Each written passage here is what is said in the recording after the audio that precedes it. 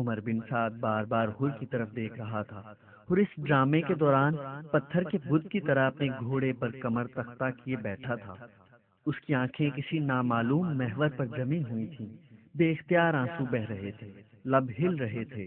یا خدا یا خدا، حر زیر لب کہہ رہا تھا۔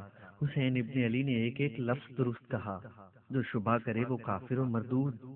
حسین مجسم رحمت خدا ہیں، جنتی ہیں، ان کے دوست و طرفدار، دین و دنیا کی دولتیں ان کے قدموں میں ہیں، سخاوت و دریا دلی ان کا ورثہ ہے۔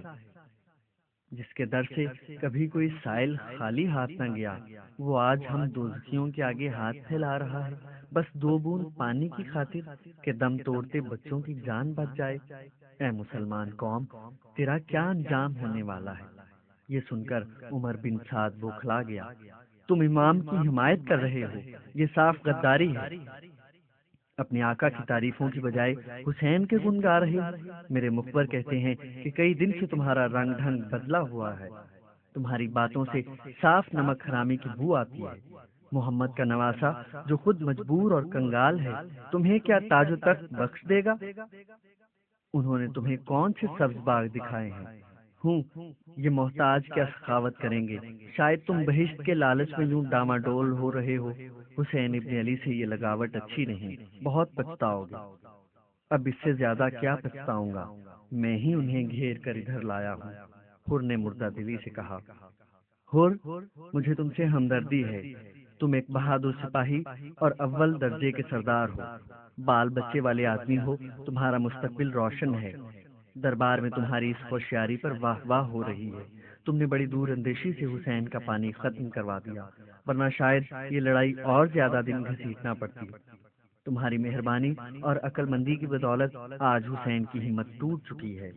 کوئی دم جاتا ہے کہ وہ ہتھیار ڈالنے پر مجبور ہو کر بیعت کر لیں گے۔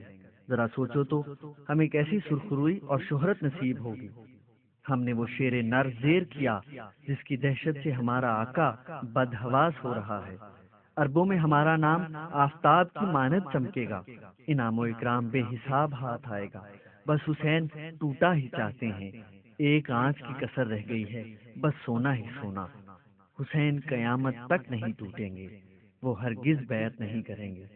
حر ترشی سے بولا، تو اپنی جان سے ہاتھ دھو بیٹھیں گے؟ کچھ بھی ہو، قصہ ختم ہو جائے گا۔ میں بھی سوچتا ہوں اگر حسین نے بیعت کر لی تب بھی انہیں یزید کے دربار میں تو حاضر ہونا ہی پڑے گا۔ بڑی طوالت ہوگی، کہیں راستے میں ہنگامے شروع ہو گئے تو مصیبت یہ ہے کہ بیعت کی صورت میں بھی بڑی مصیبتیں نازل ہوں گی، ان کے موافق اور مخالف گروہ تباہکاریوں پر تل جائیں گے۔ امام بیعت نہیں کریں گے، تم خاطر جمع رکھو، حر نے بڑے یقین سے کہا۔ راستہ میں پانی پلا کر حسین نے تمہارا ایمان خرید لیا، گھوم پھر کر تم ان کی تعریفوں پر آ جاتے ہو۔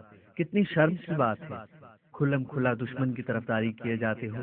جنگ میں تو نبی ہو یا رسول، ہم مروت کے قائل نہیں، بس ہمیں تو حاکم کے حکم سے کام ہے۔ لعنت ہو تم پر، بخدا تم گردن زدنی ہو۔ کیا تمہیں لمحہ بھر کو بھی یہ خیال نہیں آتا کہ حسین کون ہے؟ رسول اللہ کے چہیتے نواسے ہیں، جن پر ہم درود بھیجتے ہیں، جن کا نام ہم خدا کے نام کے ساتھ لیتے ہیں۔ آج وہ اس بلا میں گرفتار ہیں، میرا کلیجہ ہل گیا ہے۔ آج ان کی یاسیت سے بھری تقریر سن کر میرے رونگٹے کھڑے ہو گئے۔ عمر بن سعد کا رنگ سفید پڑ گیا، جھنجھلا کر کہا، کیا بزدلوں جیسی باتیں کر رہے ہو؟ تمہارا دماغ خراب ہو گیا ہے۔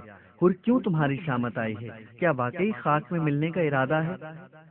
حسین جیسے خدا کے عزیز بندے جب خاک میں مل سکتے ہیں تو میں کس شمار و قطار میں ہوں؟ عمر بن سعد، تم واللہ نہایت چھچورے ہو، یہاں جانوں پر بنی ہے اور تمہارا دم انعام و اکرام میں پڑا ہوا ہے۔ حر نے جل کر کہا، حر کیوں اپنی جان کے پیچھے ہاتھ دھو کر پڑا ہے؟ تو جانتا ہے ہم سب کے پیچھے مخبر لگے رہتے ہیں، تیری حرکتوں کی اطلاع جب مجھے مل گئی تو ظاہر ہے دربار تک بھی پہنچ جائے گی، پھر سوچ تیرا کیا انجام ہوگا۔ تمہیں کیوں میری اتنی فکر پڑی ہے؟ نہ میں تمہارا بہنوئی ہوں نہ داماد، تمہاری بلا سے بس سر پر ہی چڑھا آتا ہے نامعقول باجی۔ میرے اہلکار تمہاری زبان سے نکلا ہوا ایک ایک لفظ لکھتے رہے ہیں۔ یہ مہم ختم ہو لے تو دربار میں تمہارا مقدمہ اٹھایا جائے گا۔ تم نے اب تک خلیفہ کی مہربانیاں دیکھی ہیں، ان کا غصہ بھی چکھ لینا۔ یہ دھمکیاں اسے دو جو عذاب دنیا سے ڈرتا ہو، کہہ دو اپنے اہلکاروں سے جو جی میں آئے شوق سے میرے خلاف لکھیں۔ یہ کہہ کر حور نے گھوڑا گھمایا اور ایک طرف چل دیا۔ عمر بن سعد نے کچھ سپاہیوں کو پیچھے لگا دیا، خبردار آنکھ سے اوجھل نہ ہونے پائے، اس کے ارادے اچھے نہیں، نیت میں فطور معلوم ہوتا ہے، سخت نگرانی کی ضرورت ہے۔ امام حسین ناکام واپس خیمے میں پہنچے۔ میں نے اپنا فرض ادا کر دیا، انہوں نے ساتھیوں سے کہا۔ میرا دل کہتا ہے میں بھی ایک دفعہ ان ناک بت اندیش احمقوں سے بات کر کے دیکھوں۔ ظہیر ابن قیس نے کہا۔ ضرور، امام نے مسکرا کر کہا، یہ بھی ایک طریقہ جنگ ہے، فرق اتنا ہے یہاں تلواروں کے نہیں لفظوں کے وار ہوتے ہیں۔ ظہیر ابن قیس گھوڑے پر سوار، سر سے پیر تک فولاد میں غرق، سب سے باہر نکلے اور پکار کر کہا، اے کوفہ والو، خدا کے غضب سے ڈرو، ابھی تو ہم اور تم مسلمان ہیں، ایک ہی نبی کی امت ہیں، جب تک ہمارے تمہارے درمیان تلوار نہیں کھینچی ہمارا رشتہ قائم ہے، اس لیے مجھے حق ہے کہ تمہیں نصیحت کروں۔ بے شک جب ہمارے درمیان تلوار چلنے لگے گی اور بیچ میں خون گرے گا، اس وقت اسلامی رشتہ داری ختم ہو جائے گی، پھر ہم ایک امت اور تم دوسری امت ہو جاؤ گے۔ خدا نے آج حسین ابن علی کو ہمارے درمیان اس مجبور اور لاچار حالت میں کھڑا کر دیا ہے۔ اب وہ یہ دیکھنا چاہتا ہے کہ ایسے وقت میں ہم اس کے بھیجے ہوئے پیغمبر کے نواسے کے ساتھ کیسا سلوک کرتے ہیں۔ یہ بڑے امتحان کا وقت ہے۔ یزید اور عبید اللہ بن زیاد کو تم بھی اچھی طرح جانتے ہو، میں بھی جانتا ہوں۔ انہوں نے ہمارے عالموں اور قرآن کے حافظوں کو جس بے رحمی سے قتل کیا ہے وہ بھی ہم نے دیکھا ہے اور برداشت کیا ہے۔ اے مسلمانوں، کب تک یوں ہی خاموش دیکھتے رہو گے؟ نہیں، عرب کے سورماؤ، تم اتنے بے حس اور بے حیا نہیں، تمہارا خون کھول رہا ہے۔ عمر ابن سعد کے وجود پر لعنت بھیجو، اس قتل سے باز آ جاؤ اور اپنے اپنے گھروں کو واپس لوٹ جاؤ۔ حکومت کے خیر خواہ اور خوش آمدید ظہیر ابن قیس کو برا بھلا کہنے لگے اور ابن سعد کی تعریفوں کے پل باندھ دیے، مگر بہت سے ہونٹ خاموش تھے۔ حسین کے ورغلائے قابو میں آ چکے تھے، اب ظہیر ابن قیس ان کے ایمان کو جھنجھوڑ رہے تھے۔ خدا تیری زبان خاموش کرے، شمر نے ایک تیر لگایا اور جھلا کر کہا۔ ظہیر ابن قیس نے تیر کی نہ پرواہ کی نہ جواب دیا۔ شمر سے بولے، اے شمر، کیوں گناہگار ہوتا ہے؟ اب بھی وقت ہے، توبہ کر اور اپنے ارادے سے باز آ۔ بس تھوڑی دیر میں تمہاری یہ زبان ہمیشہ کے لیے بند ہونے والی ہے۔ شمر نے کہا، تو مجھے موت سے ڈراتا ہے؟ خدا کی قسم، حسین کے ساتھ مرنا تم لوگوں کے ساتھ جینے سے زیادہ محبوب اور خوشگوار ہوگا۔ اے بندہ زر، اگر تو نے پیغمبر خدا کی اولاد کا خون بہایا اور ان کے عزیزوں اور دوستوں کو قتل کیا تو تیری بخشش ہرگز نہ ہوگی۔ امام حسین نے دیکھا ظہیر بن قیس کی نصیحت کا کوئی فائدہ نہیں۔ آج دشمن کا سپاہی اپنی جگہ یکا و تنہا خوف سے لرز رہا ہے، اس میں دم مارنے کی مہلت نہیں۔ انہوں نے کسی سے کہا، ظہیر بن قیس سے کہو واپس آ جائیں۔ انہوں نے اپنا حق ادا کر دیا۔ ہمارا دشمن آج بہرا بھی ہے، گونگا بھی، اس پر کوئی اثر نہ ہوگا۔ ظہیر بن قیس سر جھکائے واپس آ گئے۔ یا حسین، کیا واقعی یہ لشکر مسلمانوں کا ہے؟ تو پھر ان کی آنکھیں کیا ہوئیں؟ ان پر جہالت اور لا علمی کی گرد جم چکی ہے۔ ایک چراغ اتنے دلوں پر برسوں کی تپی ہوئی تاریکی کو ختم نہیں کر سکتا۔ حر نے پھر ایک بار عمر بن سعد سے کہا، تو کیا واقعی جنگ ہوگی؟ جنگ ہوگی اور ضرور ہوگی، ایسی جنگ جسے زمانہ یاد رکھے گا۔ اتنے مطالبے جو حسین ابن علی نے پیش کیے، کیا ایک بھی منظوری کے قابل نہیں؟ خدا کی قسم، اگر معاملہ میرے ہاتھ میں ہوتا تو میں ضرور منظور کر لیتا۔ ہمارے خلیفہ کو وہم ہو گیا ہے، امام سے انہیں کیا خطرہ ہو سکتا ہے؟ تم ہی بتاؤ میں کیا کروں؟ تمہارا حاکم ابن زیاد مانتا ہی نہیں۔ اس کے بعد حور کو معلوم ہو گیا کہ کچھ کہنا سننا بیکار ہے، ہٹ کر ایک الگ مقام پر کھڑے ہو گئے۔ کرا بن قیس جو حور کے قبیلے سے تھا مگر حور کے اوپر جاسوسی کی غرض سے تعینات کیا گیا تھا، قریب آ گیا تاکہ حور پر پوری طرح نظر رکھے۔ تم نے اپنے گھوڑے کو پانی نہیں پلایا؟ اس نے حور سے پوچھا۔ نہیں، تو پھر پلاؤ گے نہیں؟ ابن قیس سمجھ گیا حر اسے ٹالنا چاہتے ہیں، شاید جنگ میں حصہ لینے کا ارادہ نہیں، ڈرتے ہیں کہ میں مخبری کر دوں گا۔ حر جنگ میں حصہ نہیں لینا چاہتے تو کیا فرق پڑتا ہے؟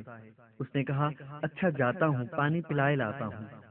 ابن قیس سے پیچھا چھڑا کر حر نے بڑی ہوشیاری سے گھوڑے کو امام کے خیمے کی طرف بڑھانا شروع کیا۔ اتنے میں مہاجر بن اوس جو حر کے قبیلے کا تھا پاس آیا اور بولا کیا حملہ کی تیاری ہو رہی ہے؟ حر نے کوئی جواب نہ دیا مگر سر سے پیر تک کانپنے لگے۔ حر یہ تمہاری کیا حالت ہو رہی ہے؟ تم تو کوفہ کے سب سے بہادر سپاہی ہو، مگر اس وقت تمہارا چہرہ فق ہے اور پسینے چھوٹ رہے ہیں، آخر کیا بات ہے؟ میرے سامنے ایک طرف جنت ہے، دوسری طرف دوزخ۔ حر نے گھٹے ہوئے گلے سے کہا کیا فیصلہ کرنے میں تکلف ہو رہا ہے؟ تعجب ہے تم بھی کیا مسلمان ہو؟ ٹھیک کہتے ہو، فیصلہ کرنے میں نے بہت لیت و لال کی، خدا مجھے معاف کرے۔ یہ کہہ کر گھوڑے کو ایڑ لگائی اور گھوڑا کمان سے نکلے ہوئے تیر کی طرح غائب ہو گیا۔ اس سے پہلے کہ لوگ اپنے حواس جمع کر کے کچھ قدم اٹھاتے حر زرد سے نکل چکے تھے۔ غنیم کے لشکر میں خل پڑ گیا۔ وہ دیکھو امام حسین ابن علی کا طرفدار ان کی خدمت میں جا رہا ہے۔ عمر سعد کا رنگ فک ہو گیا، چہرے پر ہوائیاں اڑنے لگیں۔ حر جیسا تابع دار دغا دے گیا۔ دو چار رسالوں کو حکم دیا فوراً اس غدار کا پیچھا کرو اور زندہ مردہ جیسا بھی ہاتھ آئے ہمارے حضور میں پیش کرو، مگر حر کا گھوڑا بجلی تھا کہ چھلاوا پلک جھپکنے میں غائب ہو گیا۔ حر کو خیمہ حسین کی طرف آتے دیکھ کر سب چکنے ہو گئے، نیزے سنبھل گئے، کمانیں کھنچ گئیں اور تلواریں سونت لی گئیں، مگر حر کو اپنی جانب آتے دیکھ کر پیاسے امام کے مرجھائے ہوئے چہرے پر بہار آ گئی۔ مسکرا کر عباس سے بولے وہ دیکھو حسین کا دوست آ رہا ہے، سب سے کہہ دو کوئی نہ روکے، تم جا کر اس کا استقبال کرو کہ بڑا مردم شناس آ رہا ہے۔ برادر عزیز جلدی پیشوائی کو بڑھو کہ ہمارا بہت پیارا دوست ہماری جانب آ رہا ہے۔ دور ہی سے حر نے نعرہ لگایا اے جان رسول زندہ باد، میں گناہگار معافی کے قابل تو نہیں، مگر آپ کی سخاوت اور دریا دلی کی آس لگا کر آیا ہوں، مجھے معاف فرما کر میری دنیا اور دین سنوار دیجیے۔ میرے آقا کئی روز سے تذبذب میں تھا، میرا دل و دماغ قابو میں نہیں تھا، کوئی راہ نظر نہ آتی تھی، بس اس کے سوا کوئی در کھلا نہ نظر آیا کہ آپ کے قدموں میں پناہ لوں۔ یہ گناہگار بندہ اپنے وجود سے شرمسار ہے، مولائے دو عالم میری حالت پر رحم فرمائیے، مجھے اس کشمکش سے نجات دلائیے، میرا ضمیر کئی دن سے مجھے ملامت کر رہا ہے، خود سے گھن آ رہی ہے، آپ ہی مجھے اس عذاب روحانی سے نجات دلا سکتے ہیں، شیر خدا کا صدقہ ایک بھولے بھٹکے کو راہ دکھائیے۔ امام حسین کی آنکھوں سے بے اختیار آنسو جاری ہو گئے، ہنستے ہوئے دونوں بازو پھیلا دیے اور تیزی سے حر کی جانب بڑھے۔ حر نے دوڑ کر قدم چوم لیے، امام نے اسے اٹھا کر چھاتی سے لگا لیا۔ میں نے معاف کیا، میرے خدا نے معاف کیا، تیری رفاقت پر مجھے ناز ہے میرے عزیز، تو صاحب ضمیر منصف و دانا ہے، تو نے حق کی آواز کو سنا اور پہچانا، تیری تنہا ہستی ہزار دشمنوں پر بھاری ہے، یہ میری نہیں اس سچائی کی جیت ہے جو میرا دین و ایمان ہے، اور تو میرا شریک کار ہے۔ بڑی شان و شوکت سے امام حر کو اپنے خیمے میں لائے، دائیں بائیں قاسم بن حسن اور علی اکبر تھے، عباس کے ہاتھ میں پرچم تھا۔ اللہ کا پیارا بندہ اپنی خوش نصیبی پر نازاں امام کے جلو میں چل رہا تھا، سارے گناہ ساری غلطیاں معاف، جیسے اسی دم ماں کے پیٹ سے نیا جنم لیا ہو۔ اب کمر کھول دیجیے، عباس نے ادب سے کہا، اور تھوڑی دیر آرام کر لو۔ امام نے شفقت سے کندھے پر ہاتھ رکھا۔ آقا میں نے خدا کا نام لے کر کمر باندھی ہے، یہ تو اب اس وقت کھلے گی جب میں اپنی قسم پوری کر لوں گا۔ مجھے شمر ذی الجوشن اور عمر بن سعد سے نپٹنا ہے، انہیں جہنم واصل کرنے کا جی میں ارمان لے کر آیا ہوں، مجھ پر انہیں بہت غصہ ہے، میرے احتجاج نے ان کے یقین کی بنیادیں اکھیڑ ڈالی ہیں، وہ دیکھیے بدبختوں نے تیر اندازی شروع کر دی۔ اس سے پہلے کہ کوئی بچہ جان سے ہاتھ دھو بیٹھے، مجھے قدم بوسی کے بعد جان نثاری کا موقع دیجیے۔ امام اداس ہو گئے، بھرے گلے سے بولے، دوست، تمہاری اس محبت کو میں مر کے بھی نہ بھلا سکوں گا۔ چڑھتے سورج کو تو سبھی سلام کرتے ہیں، مگر تم نے اس بے کسی اور لاچاری کے وقت میرا ہاتھ تھامنا منظور کیا۔ بھلا میں تمہاری اس عظیم قربانی کا بدلہ کیسے چکا سکوں گا؟ افسوس تم نے خاطر مدارت کا بھی موقع نہ دیا۔ گو سوائے محبت کے ہمارے توشہ خانے میں کچھ نہیں، ہم پر خود 3 دن کا فاقہ ہے، اس غریب الوطنی میں تمہاری خاطر بھی کیا کروں؟ حر نے ادب سے سر جھکا کر کہا، آپ کی محبت کی ایک نظر میری بخشش کا پروانہ ہے۔ آپ نے جو میری عزت افزائی فرمائی ہے، یہی میری زندگی بھر کا سرمایہ ہے۔ اس کے علاوہ آج تک جو کچھ بھی کمایا خاک ہے۔ حر کی آمد سے عورتوں اور بچوں کے خیمے میں ایک امید کی لہر دوڑ گئی، جیسے نہر الکما کی ایک عظیم الشان لہر ساری تشنگی کو بہا کر لے گئی۔ باری باری حر سے سب بغل گیر ہوئے۔ خوشی سے حر کی آنکھوں سے آنسو بہ رہے تھے۔ اس کی بیوی دشمن کے لشکر میں تھی، خدا جانے لوگ اس پر کیا ستم توڑیں گے۔ خیر، جب ایک بار کشتی طوفانوں میں ڈال ہی دی تو اب تھپیڑوں سے کیا ڈرنا۔ وہی حر جو چوروں کی طرح اپنی فوج سے بھاگتا بچتا آیا تھا، دشمن کے لشکر کی طرف عجیب شان سے بڑھ رہا تھا۔ وہ آنکھیں جو یہاں آنے سے پہلے احساس شرم و ندامت سے جھکی ہوئی تھیں، اب نور ایمان سے چمک رہی تھیں۔ چہرے پر جلال طاری تھا، شانے پر کمان، ہاتھ میں شمشیر برہنہ، پہلو میں نیزے کا پھل، سان کی طرح پھن اٹھائے، جیسے ایک دم یقین کے ساتھ اس کا وجود ہی بدل گیا ہو۔ لشکر نے اسے عجیب نگاہ سے سہم کر دیکھا۔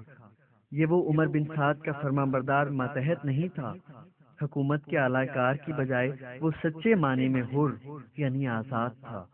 وہ ابال رسول کا طرفدار اور سچ کا علمبردار تھا، امام حسین ابن علی کا عزیز دوست۔ وہ کسی کی حق تلفی کرنے نہیں جا رہا تھا، وہ مظلوموں، بے کس معصوموں اور امن پسند انسانوں کی جانب سے جبر اور استبداد سے ٹکر لینے جا رہا تھا۔ اس نئے حر کو انہوں نے اس سے پہلے کبھی نہیں دیکھا تھا، اس لیے ان پر دہشت طاری تھی، ہاتھ پیر پھول گئے تھے، اس کی تلوار کی ضرب کے خوف سے گھاس کے تنکوں کی طرح لرز گئے تھے۔ ایک معمولی بے حقیقت انسان ایک امڑتا گرجتا طوفان بن گیا تھا۔ حر نے دیکھا فوجی شرمندہ بھی ہیں، خوف زدہ بھی۔ اس نے اونچی آواز میں انہیں للکارا، احمقوں کی طرح میرا منہ کیا تک رہے ہو؟ جانتے نہیں میں دوبارہ پیدا ہوا ہوں، میں وہ حر نہیں جو کچھ دیر پہلے غلاظت میں غوطہ زن تھا۔ اس وقت میں امام ابن علی کا ایک ادنا جان نثار ہوں، مگر تمہارے مقابلے میں افضل اور بلند مرتبہ ہوں۔ دیکھ رہے ہو میرے چہرے کا جلال، میں ابھی اپنے امام کے قدم چوم کر آیا ہوں۔ جب انہوں نے مجھے اٹھا کر اپنے مبارک سینے سے لگایا تو مجھ میں وہ قوت آ گئی جس کا تم تصور بھی نہیں کر سکتے، کہ تم احمق، ناسمجھ، محض مٹی کے تودے ہو۔ تم چراغ نبوت گل کرنا چاہتے ہو، دنیا کو دین و ایمان کی روشنی سے محروم کرنے پر تلے ہوئے ہو۔ کیا تمہارے دماغوں میں اتنا سوچنے کی بھی سکت نہیں کہ امام کے خون سے داغدار دامن لے کر تم کس منہ سے خدا کے حضور میں جاؤ گے؟ حر کی آواز نے نیم مردہ دلوں کی اور بھی کچھ جان کھینچ لی، حوصلے اور بھی پست ہو گئے، عذاب دوزخ کا خوف دلوں کو لرزانے لگا، ہاتھوں میں تلواریں کانپنے لگیں اور علم سرنگوں ہو گئے، جیسے ایک بجلی گری اور پوری فوج کو جھلسا گئی۔ عمر بن سعد حیران و پریشان ادھر ادھر گھوم رہا تھا، اپنی فوج کو للکار رہا تھا، مگر سب جیسے سماعت کھو چکے تھے، مر چکے تھے۔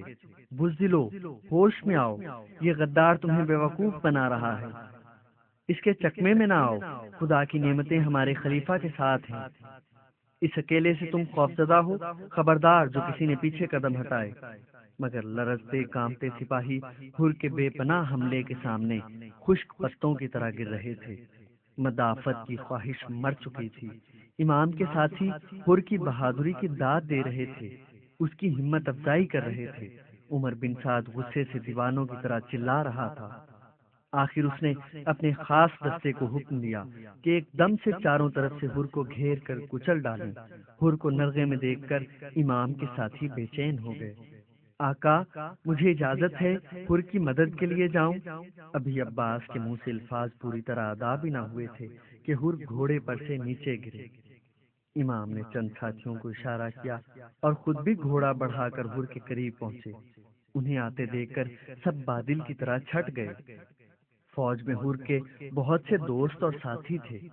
ان لوگوں کے بگڑ کھڑے ہونے کے ڈر سے خاص دستہ ان کی طرف متوجہ ہو گیا۔ چند سرکش نوجوانوں کو روند ڈالا اور لشکر پیچھے ہٹ لیا۔ امام نے حر کو خاک و خون میں غلطاں پایا۔ ابن مظاہر نے جلدی سے سہارا دے کر دم توڑتے ہوئے جانباز کو اٹھایا اور بے اختیار آنسو بہانے لگے۔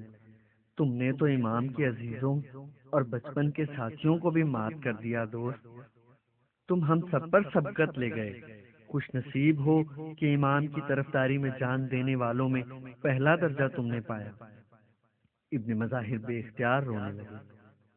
امام نے حر کا سر اپنے سینے سے لگا کر خون آلود پیشانی کو بوسہ دیا، اپنی با کے دامن سے خون اور پسینہ پونچھا۔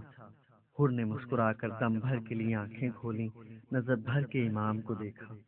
واللہ میرے نصیب کہ امام کے سینے پر میرا سر ہے اور ان کے آنسو میرے چہرے پر برس رہے ہیں۔ اے خدا، تو گواہ رہنا، میں نے تاریکی سے منہ موڑا اور تیرے نور کی طرف قدم بڑھایا۔ ایک ناچیز ذرہ آج آفتاب بن گیا۔ یا امام کچھ اڑا دیجئے، مجھے ٹھنڈ لگتی ہے، نیند آ رہی ہے، اور ہنس کر امام کے ہاتھوں میں دم توڑ دیا۔ حر کا نوجوان بیٹا بھی فوج میں اس کا ہم رکاب تھا۔ باپ کی غداری کے بعد نگاہیں اس کا تعقب کر رہی تھیں۔ حر کا ایک بھائی مصعب بھی فوج میں اچھے عہدے پر فائز تھا، مگر وہ اور حر ہم خیال تصور نہیں کیے جا رہے تھے۔ اس نے حر کی حرکت کو حماقت اور پاگل پن سمجھا تھا۔ بیٹے نے بھی باپ کی حمایت میں ایک لفظ نہ کہا تھا۔ زمانہ ہی ایسا تھا، سارے لطیف رشتے ٹوٹ کر بس ایک مصلحت اور منافع کا رشتہ باقی رہ گیا تھا جو خوب پروان چڑھا تھا۔ بھائی بے دریغ بھائی کے سر کا سودا کر لیتے اور چہرے پر شکن بھی نہ آتی، مگر حر کے ضمیر میں انسانیت کے اجزاء باقی رہ گئے تھے۔ امام حسین کے خلوص نے انہیں اور ابھار دیا تھا۔ بیٹے نے جب حر کو گرتے دیکھا تو خون نے جوش مارا اور بے قرار ہو گیا۔ بغیر سوچے سمجھے گھوڑے کو ایڑ لگائی اور آن کی آن میں ہوا ہو گیا۔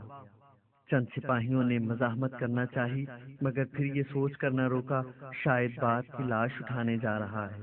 امام حسین کے ساتھیوں نے جب اسے اپنی طرف آتے ہوئے دیکھا تو حملے کے لیے تیار ہو گئے۔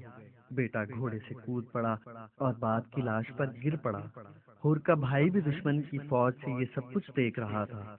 اس نے میان سے تلوار کھینچی اور گھوڑا بڑھا کر نکلا۔ لوگ سمجھے وہ بھتیجے کو راہ راست پر لانے کے لیے جا رہا ہے، کیونکہ سبھی جانتے تھے وہ بھتیجا بھی ہے اور داماد بھی۔ ابھی کچھ ہی دن ہوئے کہ اس کی بیٹی حر کے بیٹے کو بیاہی گئی تھی۔ مصعب جب قریب پہنچا تو وہ سکتہ میں رہ گیا۔ حر کا فرزند اور مصعب کا چہیتا داماد امام کے قدموں سے لپٹا اجازت جنگ مانگ رہا تھا۔ ناخلف ہے وہ بیٹا جو اپنے باپ کے قاتلوں کا ساتھ دے۔ یا امام، میرا خون کھول رہا ہے، مجھے اجازت دیجیے۔ تمہارے باپ کے احسان کے بوجھ سے میں کبھی سبکدوش نہ ہوں گا۔ اب تمہیں جنگ کی ضرورت نہیں فرزند، للہ مجھے اپنے بابا کے قرب سے محروم نہ کیجیے۔ جاؤ اے نوجوان، تمہاری یہی مرضی ہے تو میں کیسے روک سکتا ہوں؟ خدا تمہارا نگہبان۔ حر کا بیٹا تیزی سے تلوار کھینچ کر پلٹا تو اپنے چچا کو دیکھ کر ٹھٹک گیا۔ دونوں طرف کے لوگ یہ ڈرامہ دیکھ رہے تھے۔ چچا اور بھتیجے دونوں کی تلواریں میان سے نکلی ہوئی تھی۔ مصعب گھوڑے سے اترا، دونوں دیر تک ایک دوسرے کو گھورتے رہے۔ پھر مصعب کی آنکھ جھک گئی، تلوار واپس میان میں ڈال دی، پھر بڑھ کر امام حسین کے قدموں کو بوسہ دیا، اپنے مرحوم بھائی کی پیشانی کو چوما۔ زندگی میں ہمارا ساتھ رہا تو اب موت کی کیا حقیقت ہے جو ہمیں جدا کر سکے؟ یا امام، میرے پاس تو معافی مانگنے کی بھی مہلت نہیں، میرے اعمال تو میری آخرت کے ضامن ہوں گے۔ بس مجھے اجازت جنگ دیجیے کہ یہی میرے لیے سب سے بڑا معافی نامہ ہوگا۔ میں ہی نہیں، یہ جو دشمن کی فوج نظر آ رہی ہے ان کے جسم مفلوج ہیں، مگر ہزاروں دل اب بھی آپ کے قدموں میں جھکے ہوئے ہیں۔ جذبات کی شدت سے امام کا گلا بھر آیا۔ ابن مظاہر سے مسکرا کر کہا، یہ معجزے دیکھے تم نے؟ ہمارے مہربان کہاں کہاں سے چلے آ رہے ہیں۔ چچا بھتیجا آخری بار بغل گیر ہوئے، گھوڑوں پر سوار ہوئے اور آن کی آن میں مثل طوفان غنیم کی صفوں پر ٹوٹ پڑے۔ فاصلے کی وجہ سے فوج کو نہیں معلوم تھا کہ مصعب میں اور امام حسین میں کیا باتیں ہوئیں۔ جب چچا بھتیجے کو ساتھ آتے دیکھا تو کوئی شبہ بھی نہ ہوا، مگر جب مصعب نے قریب پہنچ کر بآواز بلند کہا، میرے بھائی کے قاتلوں، چند لمحوں قبل میں بھی تمہاری طرح اندھا، بہرا اور گونگا تھا۔ خدا نے مجھ پر رحم فرما کر مجھے بصارت بخشی، اور میں بھی سن سکتا ہوں اور بول بھی سکتا ہوں۔ یہ دن قیامت سے کچھ کم نہیں، جب بھائی بھائی کو گھوڑے کی نالوں تلے روند رہا ہے۔ اصول، شعور اور مذہب سب بالائے طاق رکھ کر آج انسان طاقت کے بھوکے حیوانوں کے ہاتھوں بک گیا ہے۔ مگر کان کھول کر سن لو، امام حسین ابن علی اور ان کے خاندان کی طرف نظر اٹھا کر دیکھنے سے پہلے تمہیں ہم سے نپٹنا ہوگا۔ آ جاؤ سامنے اگر ہمت ہے۔ مصعب اور ان کا نوجوان بھتیجا بڑی شان سے لڑے اور شہید ہو گئے۔ علی اکبر جنگ کی اجازت پر بضد ہوئے، مگر پھر سب ساتھیوں نے بڑے جوش سے کہا، یا امام، ہماری جانیں آپ کی جانوں پر صدقے، ہمارا خون آپ کے خون پر صدقے، اور ہماری روحیں آپ کی روحوں پر صدقے۔ قسم ہے خدا کی، جب تک ہمارے جسموں میں جان باقی ہے کوئی آپ تک نہیں پہنچ سکتا۔ اس کے بعد بڑی دلیری سے جنگ کر کے تمام اصحاب شہید ہو گئے۔ جون غلام ابوذر کافی ضعیف ہو چکے تھے، مگر بار بار درخواست کرتے تھے، جون، اس بڑھاپے میں جہاد تم پر واجب نہیں، تم کہیں بچتے بچاتے نکل جاؤ، میری یہی خواہش ہے۔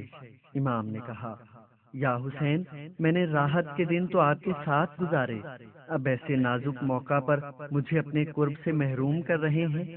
جون پر رقت طاری ہو گئی۔ وہ حبشی نژاد تھے، کہنے لگے، کیا میرا سیاہ چہرہ اور حسب و نسب اس قابل نہیں کہ میں شہید ہو کر بہشت میں داخل ہو سکوں؟ کیا ایک غلام جہاد نہیں کر سکتا؟